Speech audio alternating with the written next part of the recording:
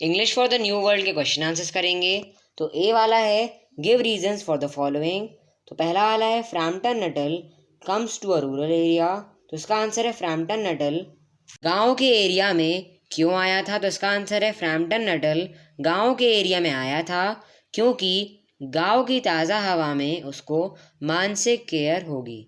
अब सेकंड वाला है उसकी सिस्टर ने उसे इंट्रोडक्शन का लेटर दिया था।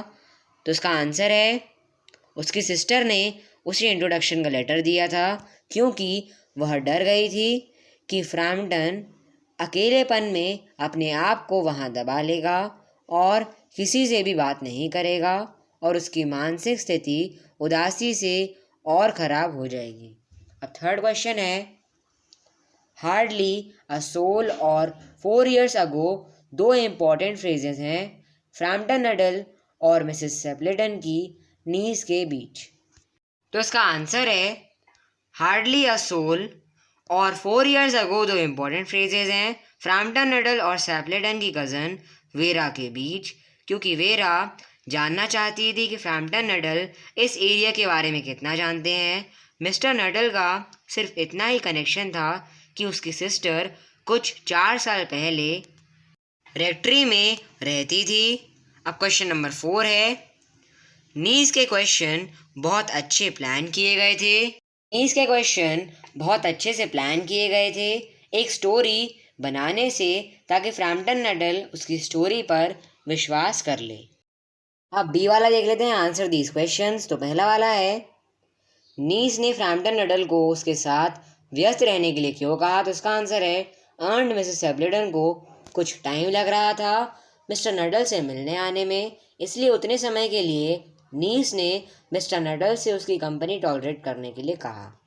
अब सेकंड वाला क्वेश्चन देख लेते हैं नीस ने कैसे ओपन विंडो, ब्राउन स्पैनियल और वाइट कोट और दलदल की मिट्टी को अपने जालसाज स्टोरी में यूज़ किया।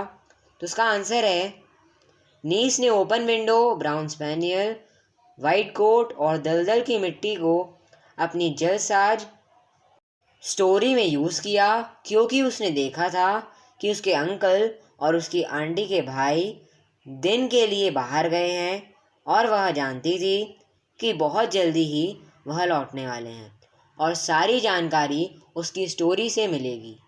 अब थर्ड क्वेश्चन देखते हैं नीस ने फैमिली को फ्रैम्पटन नडल के डॉग के डर को क्यों बताया। अब इसका आंसर है नीस ने फैमिली को फ्रैम्पटन नडल के डॉग के डर के बारे में इसलिए बताया क्योंकि वह उन्हें एक कारण बताना चाहती थी कि मिस्टर नटल के बिहेवियर यानी व्यवहार के लिए वह इतनी जल्दी में क्यों चला गया।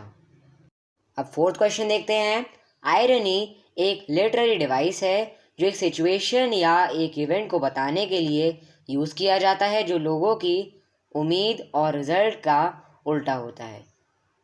मिसेस सेप्लेटन की ऑब्जर्वेशन की आयरनी यानी कोई सोचेगा कि उसने कोई भूत देखा को समझाएं। तो उसका आंसर है मिसेस सेप्लेटन की घोस्ट की ऑब्जर्वेशन एक आयरनी है क्योंकि उसकी नीस ने एक जालसाज स्टोरी बनाई। मिस्टर नटल को लगा कि उसने एक से ज़्यादा भूत देखे।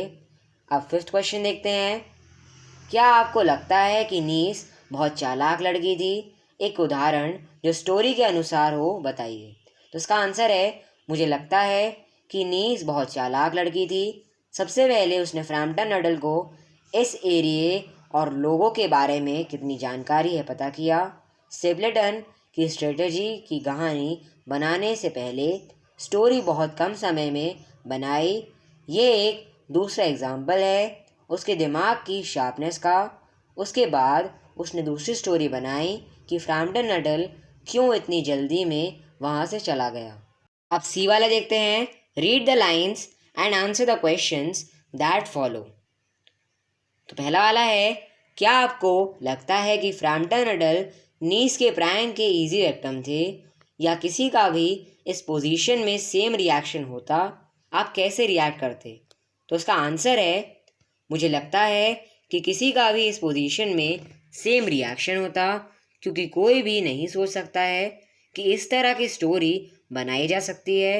मैं विश्वास कर लेता और फ्रैम्पटन नडल की तरह टेरिफाइड होता। अब सेकंड क्वेश्चन देखते हैं। मिस स्टेपलेटन की नीस को नहीं मालूम था कि फ्रैम्पटन नडल आने वाले थे। आपको क्या लगता है कि उसने ट्रेजेडी की स्टोरी कब बनाई? तो इसका आंसर है, मुझे लगता है मिस स्टेपलेटन की नीस को जैसे ही पता चला कि फ्रैम्पटन नडल उसकी आंट को नहीं जानता और ना ही उस एरिया में किसी को जानता है जो उसकी स्टोरी को कोलैबोरेट कर सके, वैसे ही उसने ट्रेजेडी की स्टोरी प्लान की। अब थर्ड वाला है, क्रीपी वर्ड को अपने सेंटेंस में यूज़ करना है। तो यहाँ पर आंसर होगा हमारा, स्ट्रेंज दिखने वाला घर में जैसा ही मैं एंटर हुआ मुझे डरावनी फीलिंग हुई।